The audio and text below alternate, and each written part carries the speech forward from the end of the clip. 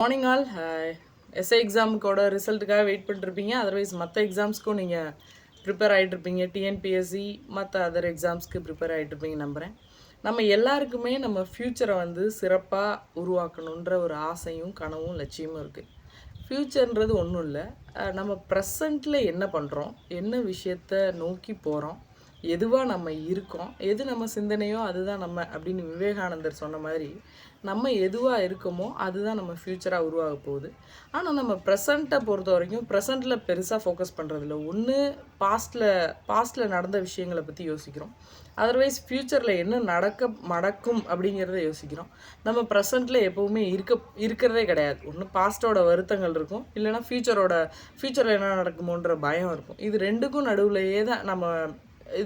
நடுவுலையே இருந்தால் ப்ரெசண்ட்டில் வந்து நம்ம ஒரு விஷயத்தை வந்து நல்லபடியாக பண்ண முடியாது. அது வந்து நம்மளோட ஃப்யூச்சரையும் அஃபெக்ட் பண்ணும், பாஸ்ட்டையும் அஃபெக்ட் பண்ணும். எப்படி இப்போ பண்ணுற விஷயம் பாஸ்ட் அஃபெக்ட் பண்ணுன்னா, நேற்று பண்ண விஷயம் இன்றைக்கி அஃபெக்ட் பண்ணும், இந்த ப்ரெசண்ட்டை அஃபெக்ட் பண்ணும்.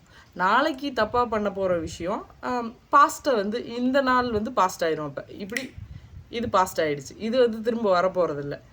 அதுக்கு தகுந்த மாதிரி நம்ம டைமை வந்து நம்ம டைம் வந்து ரொம்ப ரொம்ப ரொம்ப ப்ரீஷியஸ். அதில் வந்து நம்ம கவனத்தை வந்து முழுசாக இது பண்ணணும். அது வந்து 3 காலத்தையும் வந்து டைம் தான் வந்து நமக்கு கொடுக்குது. அந்த டைமில் நீங்கள் யாராக இருக்கிறீங்கன்றதை பொறுத்து தான் குட் டைம் பேட் டைம் எல்லாமே வந்து நிர்ணயிக்கப்படுது. பொதுவாக வந்து சொல்லுவாங்க, count your blessings otherwise not your harshes அப்படின்னு வந்து சொல்லுவாங்க. நம்ம எப்போவுமே வந்து நம்மளோட பிளெஸ்ஸிங்ஸை வந்து கவுண்ட் பண்ணுறதே இல்லை. நம்மளோட மோசமான விஷயங்களையும் நம்மளோட நெகட்டிவிட்டிஸையும் தான் நம்ம வந்து இதெல்லாம் இருக்குது அப்படின்னு வந்து நம்ம கவுண்ட் பண்ணுறோம். இப்போ இந்த எக்ஸாமை வச்சே ஒரு எக்ஸாம்பிள் சொல்கிறேன்னு பாருங்களேன். இப்போ வந்து லாஸ்ட் டைம் இதுக்கு ப்ரீவியஸ் இயரில் 2010 வந்து எஸ்ஐ எக்ஸாம் எடுத்தாங்க. 2011 அதுக்கப்புறம் 11க்கு அப்புறம் எந்த சத்தமுமே இல்லை. எக்ஸாம் பற்றி எஸ்ஐ போஸ்டிங்ஸ் வந்து அடுத்து எப்போ எடுப்பாங்கன்றது யாருக்குமே தெரில. 11க்கு அப்புறம் 2016 தான் எடுத்தாங்க. 16க்கு அப்புறம் 21 எடுத்தாங்க. 16க்கு அப்புறம் 17, 18, 19, 20, 21 அந்த 5 இயர்ஸில் வந்து இப்படி ஒரு போஸ்டிங் இருக்குது, அதை ஏன் வந்து நோட்டிஃபை பண்ணல, அதை வந்து ஏன் வந்து எடுக்கலை அப்படிங்கிற மாதிரி எதுவுமே வரல.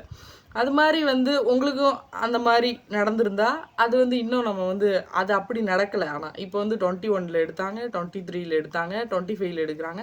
அப்போ இது ஒரு பிளெஸ்ஸிங்காக நம்ம எடுத்துக்கணும், அதை நம்ம ஒரு பிளெஸ்ஸிங்காக பார்க்கணும். மேபி 21 எடுத்ததுக்கப்புறம் டேரெக்டாக நாங்கள் 26, 27 வந்து நாங்கள் எடுப்போம் அப்படின்னு சொல்லிட்டா வந்து இத்தனை 1000 பேரோட கனவும் லட்சியமும் வந்து நிறைவேறாமல் போயிருக்கும். அந்த மாதிரி விஷயங்கள் வந்து நம்ம பிளெஸ்ஸிங்ஸை தான் கவுண்ட் பண்ணணும். எல்லாமே வந்து சரியாக நடக்கலை அப்படின்னு வந்து சொல்ல முடியாது. இன்னொன்று பார்த்தீங்கன்னா 21 வந்து எஸ்ஐ எக்ஸாம் எடுத்தப்போ அது ரொம்ப பெரிய ப்ராசஸாக இருந்தது. இன்னும் நிறைய மாறுதல்கள், நிறைய கேசஸ் வந்து நடந்து அதோட லென்த் வந்து ரொம்ப பெருசாக இருந்துச்சு. ஆல்மோஸ்ட் 1 வருஷத்துக்கு மேலே வந்து அந்த 1 வருஷம் 1.5 வருஷம் வந்து அந்த ப்ராசஸ் வந்து இழுத்துட்டு இருந்துச்சு. உங்களுக்கு அந்தளவுக்கு இல்லை, ஃபைனல் ஜட்ஜ்மெண்ட்டுக்காக தான் நீங்கள் வெயிட் பண்ணிருக்கீங்க. அது மாதிரி வந்து நம்ம வந்து எல்லா விஷயத்துலேயும் வந்து மோசமான பகுதியவே பார்த்தா நம்மளால் வந்து நல்ல விஷயங்களை வந்து கவனம் செலுத்த முடியாது. ஒரு ஒயிட் பேப்பர் இருந்து தான் ஒரு ராஜா வந்து கூப்பிட்டு அந்த ஒயிட் பேப்பர் இருக்குது, அதில் ஒரு நடுவில் ஒரு சின்ன கருப்பு புள்ளி மட்டும் வச்சுருக்காங்க. இதில் என்ன தெரியுது அப்படின்னு கேட்டாங்களாம். எல்லாரும் வந்து அந்த கருப்பு புள்ளி, ஒரு புள்ளி இருக்குது, கருப்பு புள்ளி இருக்குது, கருப்பு புள்ளி இருக்குது அப்படின்ற மாதிரி சொல்கிறாங்களாம். ஒருத்தர் மட்டும் சொன்னாராம், இதில் வந்து ஒரு வெள்ளை ஷீட் வந்து அதிகமான இடத்துல வந்து வெள்ளை இருக்குது, வெள்ளை தான் அதிகமான இடத்துல இருக்குது அப்படின்றது அவரோட பதிலாக இருந்தது தான். அது மாதிரி நீங்கள் ஏதோ ஒரு இடத்துல கருப்பு புள்ளி இருக்குன்னு அதையே மட்டும், அது கருப்பு புள்ளி இருக்குது அதை மட்டும் பார்க்காதீங்க. மீதி 99% ஒயிட் இருக்குல்ல, அதை யாருமே கவனிக்கல, அதை யாரும் பார்க்குறதும் கிடையாது. எப்போவுமே நம்ம பிரச்சனையை தான் ஃபோக்கஸ் பண்ணுவோம், அதோட சொல்யூஷன்ஸை நம்ம ஃபோக்கஸ் பண்ண மாட்டோன்றதுக்கு இது ஒரு எக்ஸாம்பிள். இன்னொன்று, ஒரு டம்ளரில் வந்து ஹாஃப் மட்டும் தண்ணி ஊற்றி வச்சுட்டு இதில் என்ன இருக்குது அப்படின்னா, இந்த டம்ளர் வந்து பாதி வந்து காலியாக இருக்குது அப்படின்னு எல்லாரும் வந்து சொல்லியிருக்காங்க. எல்லோரும் பாதி காலியாக இருக்குது, பாதி இடம் இருக்குது இதில் தண்ணி ஊற்றுறதுக்கு. ஒருத்தர் மட்டும் சொன்னாங்கன்னா, இந்த டம்ளர் வந்து பாதி அளவு நிரம்பி இருக்குது அப்படின்னு. எது நம்மள்ட்ட இருக்கோ அதை வச்சு நம்ம எந்த சந்தோஷமும் படுறதில்ல, அதை நம்ம கவனிக்கிறதும் இல்லை. எது நம்மக்கிட்ட இல்லையோ அது இல்லைன்றத அதில் தான் நம்ம ஃபோக்கஸ் பண்ணுறோம். பொதுவாக எத்தனையோ மக்கள் வந்து படிக்கிறதுக்கு வழி இல்லாமல், படிக்கிறதுக்கு டைம் இல்லாமல், அதாவது வேலைக்கு போய் தான் ஆகணுன்ற சூழ்நிலை எவ்வளவோ பேர் இருக்காங்க. நீங்களும் இருக்கலாம்.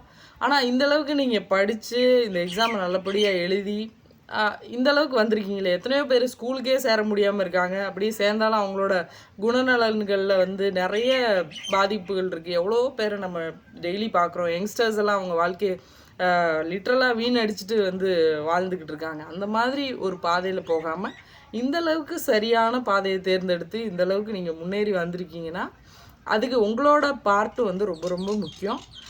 அடுத்தடுத்து நீங்கள் வந்து வெற்றி அடையிறதுக்கும் சரியான பாதையில் போகிறதுக்கும் நீங்கள் பாசிட்டிவாக திங்க் பண்ணுறது அவசியம். எப்பவும் பாசிட்டிவாக இருக்கிறது கஷ்டம்தான். இருந்தாலும் ட்ரை பண்ணி நமக்கு என்ன நல்ல விஷயங்கள் இருக்கோ அதை ஃபோக்கஸ் பண்ணுங்கள். எல்லாம் நல்லதே நடக்கும்னு நம்புங்க. All the best. Thank you all.